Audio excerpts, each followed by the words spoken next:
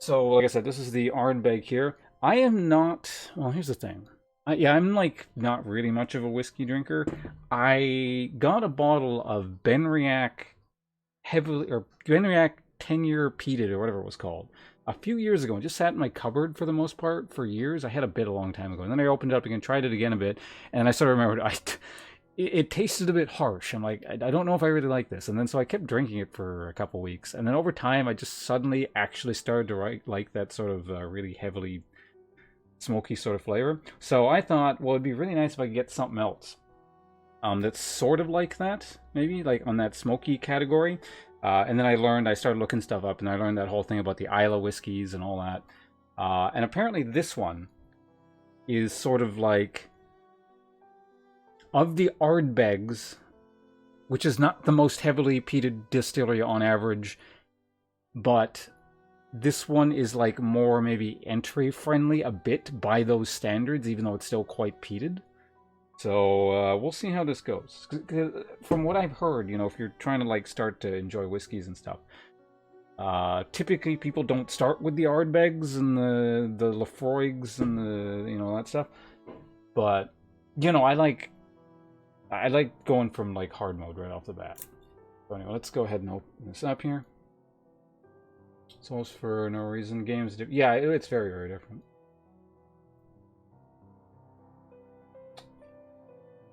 Put it over here. I got the. Do I need that thing up on screen? You guys know what Ardbeg looks like now. Off the screen. Okay, here we go. Oh, and I'll be putting it. I don't have a. What do they call it? Glencairns? I'm going to actually putting it in this, which is a Turkish teacup. But the shape is like the closest thing I have, and it essentially serves sufficient purpose in terms of the shape and stuff and the size. So if I fill it up to here, that's about. Oh, sorry, you can't see. So I fill it up to about like there. That's about an ounce.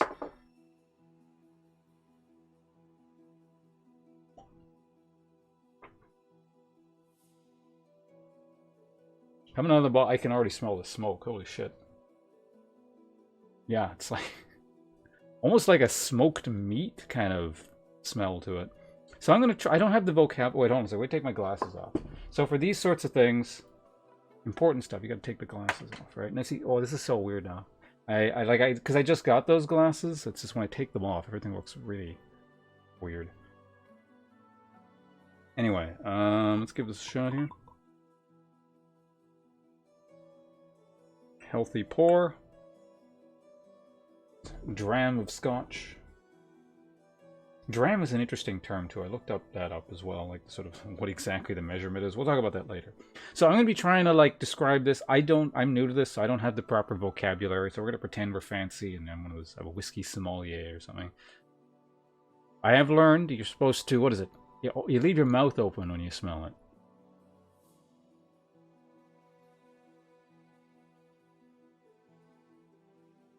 That's interesting. On the initial smell, it's almost like I get like, well, a lot of smoke, like that kind of smoked meat kind of smell. And then it's almost like it overwhelms everything, and then now I can't smell anything anymore. I know that sounds kind of gross. It's actually sort of pleasant because it's not exactly smoked meat. It's notes of smoke. That's the word for it. Notes, right?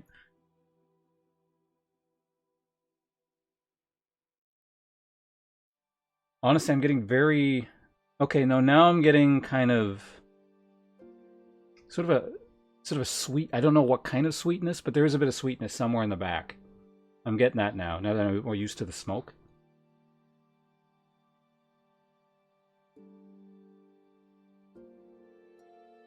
Aside from just sort of like a smoked meat sort of thing, now I feel like I'm getting a bit of some sort of wood, like a burning, not a heavy, overpowering burnt wood smoke kind of thing, but more like. I guess it's because the wood smell is mixing in with the smoke. Yeah, there's a definite kind of wood in there. Almost a hint of maybe apples, I want to say. There's some kind of, maybe that's the sweetness. Like there's some sort of fruit in there almost, I feel like. Anyway, that's enough of me making shit up. Let's try it. So we're going to do, I think it's a short sip and then a long sip, I guess. So the first sip is to acclimate yourself to the flavor.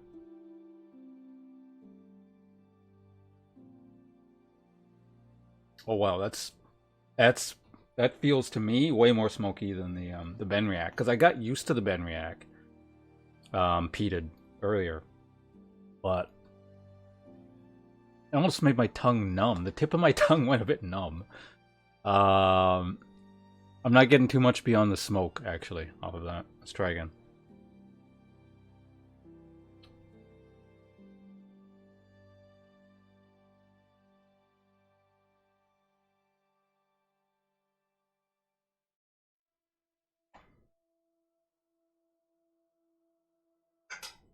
That is weird.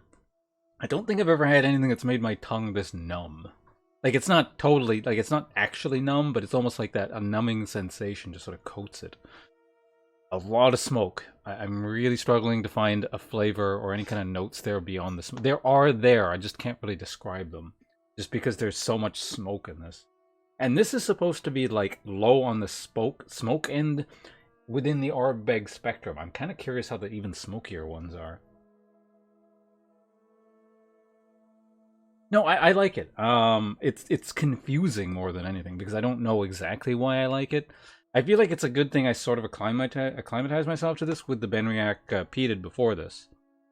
Because that felt harsh to me at the time, and then this still, and then I got used to it. Now this feels a bit harsh compared to that, so...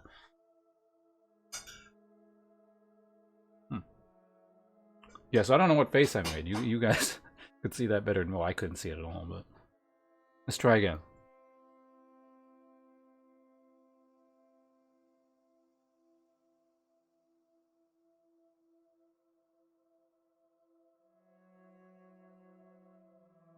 Yeah, it's almost like... See, now I want to call it... It's almost like a vaguely tongue-hurting astringency to it.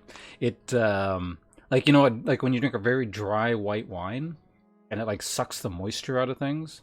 I kind of feel like I'm getting that. And then the smoke lingers. So there's, like, an initial smoke punch to it. And then it does something, and then I'm mainly getting the astringency. And, like, a hint of sweetness, maybe. I think I'm kind of maybe picking up the sweetness now as I get more used to this. And then it's like there's a second smoke wave. Which is quite interesting. Like, it's almost kind of a different smoke, and that just sits there and lingers for a really long time. You want scotch now? Well, I mean, I'd give you some if you were here, but you're not. So I can make offers like that. ZNNSC, hello.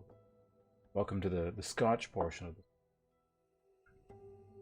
I guess it still says I'm smoking. Streaming mule.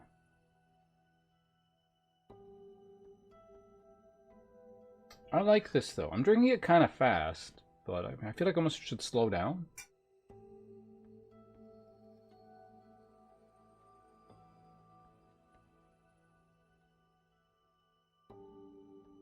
I think I swallowed that one too quickly.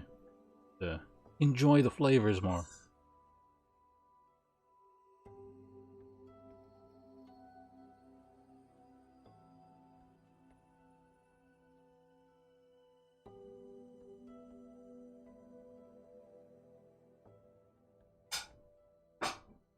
I'm not used to the concept of just, like, keeping hard bar or spirits in your mouth for more than, like, a split second. But yeah, I guess, I don't know, maybe because I'm not used to it, but definitely, the more I drink of this, that astringent sort of numbing sensation is getting stronger. But definitely, regardless of that, the strong smoke is always present.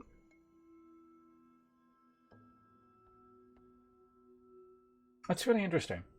No, I wasn't concerned that I wouldn't like it. I figured I would at least, you know, enjoy it on some level. But I think yeah, no, going forward, I would not mind sitting around with something like this, sipping at it over time. Not just this one, but like other peated whiskeys. I don't think it was a coincidence or a one-off that that one I tried. Again, like I said, I didn't like it at first, and then over a few weeks, it's the thing. Like, I kept drinking because I felt like there was something in there that I appreciated. I just couldn't quite figure it out, and it's almost like the more I drank it, the more I appreciated it. And so now, yeah, no, it was good. I would also like to try different types of whiskeys because, I've never been a whiskey drinker, really. It's just kind of a recent thing where I just sort of found the concept interesting after I started having that one that was in the cabinet. So I know there's all kinds of different kinds, and I had very few over the course of my life, mainly because when I was younger, hard bar spirits, those were there to get you drunk fast, and you drank them quickly. It didn't really matter what they tasted like. And I could drink a lot when I was younger. Maybe I still can. I don't know. I haven't tried in years. Probably not nearly as much. But the thing was, whiskey in particular had a weird effect. And I think I mentioned this on stream before, but when I would drink whiskey, it's almost like it would bypass my innate tolerance or whatever, where in the sense that I would be drinking a lot like normal, and then it's not like I would get drunk quicker, and then it was a kind of an appreciable right off the bat. I'm like, oh, drunk faster, let's slow down. It's like I'm going normally, and then suddenly like that, and then it would just like blackout drunk on occasion. Actually, I was gonna say almost, but sometimes, basically, I would get like really drunk out of nowhere, and I don't know why whiskey specifically did that. So I tried to avoid whiskey for the most part, and not to mention those would have been cheap whiskeys anyway. So really, the only time I would say, yeah, the first real proper not trash whiskey I ever had would have been the few times I had the Benriach. Which is a Speyside whiskey, if I recall. Incidentally, okay, well, I'll talk about Speyside whiskeys in a bit, but which I had like a little bit of a few years ago. I put in a cabinet because I don't know, it's like it's like having a liquor cabinet kind of thing, right? And then I recently started drinking it again. I was like, oh yeah, no, this is kind of interesting. I don't really like the flavor right now, but there's something in there that I think I can appreciate. So yeah, I don't know. Have I picked up an expensive hobby? I definitely don't make enough to like be buying lots of whiskeys.